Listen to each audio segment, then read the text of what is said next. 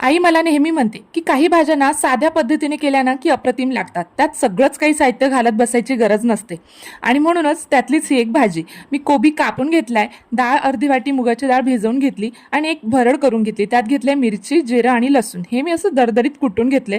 नंतर पाण्यात मीठ घालून कोबी सुद्धा त्यात घालून स्वच्छ धुवून घेतलाय.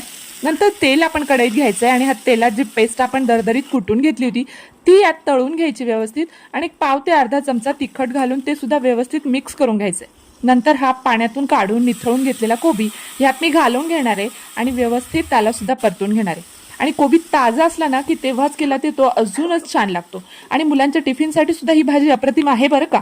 सो आता हे असं झाल्यानंतर व्यवस्थित मिक्स करून नंतर आपण यात घालणार आहोत डाळ जी भिजवून ठेवली होती. ही डाळ सुद्धा घालून पुन्हा एकदा मिक्स करून घ्यायची आहे आणि चवीपुरतं मीठ घालून घ्यायचं आहे. आता कोबी ताजा असला की काय आपल्याला वरून पाणी घालायची गरज नाही. आता मी याला झाकून तेलात आणि कोबीच्याच पाण्यात शिजवून घेणार आहे. अजिबात पाणी घालायची गरज येणार नाही आणि ही भाजी अप्रतिम लागते. हे बघा 5 ते 10 मिनिटं मी झाकून ठेवलंय आणि त्यानंतर बघितल्यावर छानपैकी तेल सुटलं होतं आणि डाळ सुद्धा दाताखाली टचकन अशी चावता येईल एवढीच शिजवायची, अगदी गाळ करायची नाही, मग ती खूप चांगली लागत नाही. सो तुम्हाला ही रेसिपी कशी वाटली नक्की कमेंट करून सांगा. Thank you so much for watching. Bye bye.